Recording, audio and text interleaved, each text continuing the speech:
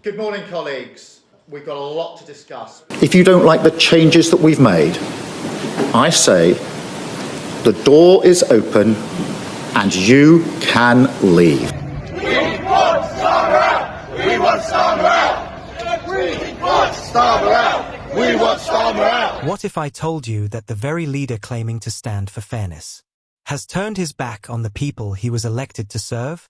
That while you're struggling to heat your home. He's offering 5-star treatment to those who've never contributed a single pound to the system? You won't hear this on the BBC. You won't read it in The Guardian. But tonight, we uncover the growing rebellion against Sir Keir Starmer, the Labour Party's golden boy, and how the British people are taking matters into their own hands. This isn't just a protest. It's a reckoning. Don't forget to subscribe and hit the bell. This is the kind of truth they don't want you to see. That we're going to do things differently. We're going to tell the truth, even when they are hard truths. So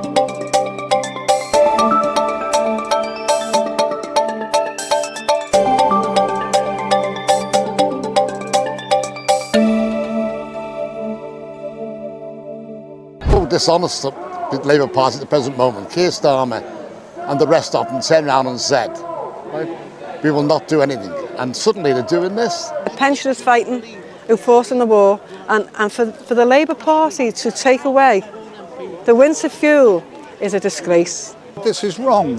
Why don't you tax the rich? For Angela Rayner, it might be a round of drinks at a high-class blooming disco. Across the UK, from Birmingham to Bradford, from Kent to Carlisle, a storm is brewing.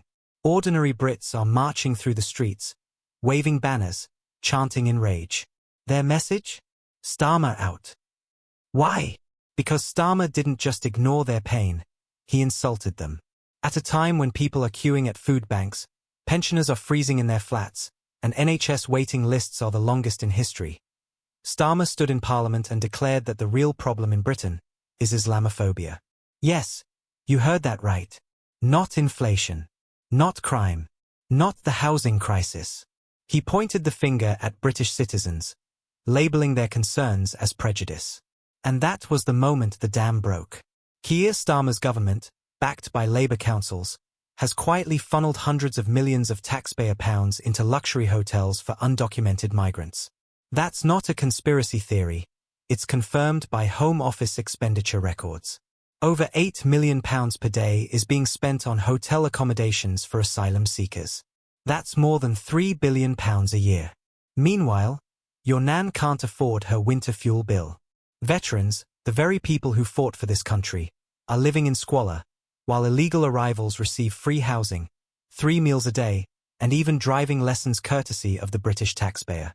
And when Brits dare to question this, they're slapped with speech codes, police intimidation, accusations of far-right extremism. But here's the kicker. While Starmer is quick to silence the voices of locals, his government is bending over backwards to protect others. There are documented cases, and we've verified this, where protesters waving Union Jacks were arrested, while pro-immigration demonstrators were escorted by police like VIPs. That's not justice. That's a two-tier system, and the public knows it. And so, the backlash began. Over the past 3 months, there's been a surge of grassroots protests, organized not by political parties, but by ordinary people who've had enough. In London, Leeds, and Leicester, groups gathered under banners like Britain First, Kick Starmer Out, and Protect Our Streets. They're not just marching, they're organizing, networking, building pressure. Footage from outside 10 Downing Street shows thousands chanting in unison. We want him gone. He doesn't speak for us. And this isn't some fringe movement. Surveys from independent pollsters show that nearly 62% of British voters now believe immigration is out of control, and nearly half think Starmer has failed to address their concerns. Even traditional Labour voters are turning. Working-class communities in the north, the old Labour strongholds, are burning with betrayal. They voted red for decades. And what did they get in return? Silence.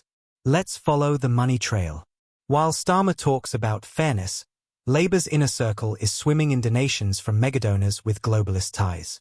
According to the Electoral Commission, Some of Starmer's biggest backers have direct links to lobbying firms pushing open border policies. And then there's Angela Rayner, Labour's deputy. Recently caught in a tax avoidance scandal, she reportedly failed to declare capital gains on property sales. Meanwhile, she lectures the public about paying their fair share. Labour has promised to be the party of integrity, but their record tells a different story. Here's a jaw-dropper. In 2024 alone, over 24,000 illegal migrants entered the UK via small boats. And what's Labour's solution? Not border enforcement. Not deportation. Amnesty. They want to fast-track these arrivals into the welfare system, while cutting winter fuel support for pensioners. Let that sink in. This is no longer just about immigration, or Islamophobia, or hotels. This is about betrayal. The kind that runs deep. The British people were promised a nation that would stand up for them, that would defend their traditions, their safety, their way of life. Instead, they've been handed a government that prioritizes optics over outcomes, and global interests over local lives. Protesters aren't asking for luxury. They're asking for basic dignity. To retire without fear of freezing. To raise a family without begging for benefits. To speak freely in their own country, without being branded a criminal. Is that too much to ask? Starmer thinks it is. So where do we go from here? Already, the political tremors are being felt. Starmer's approval ratings have dipped below 30%, the lowest since he became Labour leader. Internal party dissent is rising. A handful of backbench MPs have quietly voiced concerns, fearing a voter exodus. Some insiders whisper of a leadership challenge before the next general election. Others say it's too late, that Labour has lost the people for good. But the protesters? They're not waiting. They're organising new rallies, demanding policy change.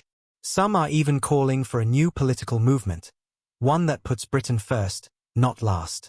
Whether or not Starmer steps down, one thing is clear. The British people are awake now. And they are watching. This isn't about left vs right anymore. It's about right vs wrong. You've been lied to, gaslit, ignored. But no more. The fight for Britain's future has begun, and it starts with holding our leaders accountable. What do you think? Should Starmer resign? Has Labour lost its way? Drop your thoughts in the comments, and don't hold back. Subscribe for more fearless truth the media won't touch. This is not just a YouTube video. This is the sound of a nation rising.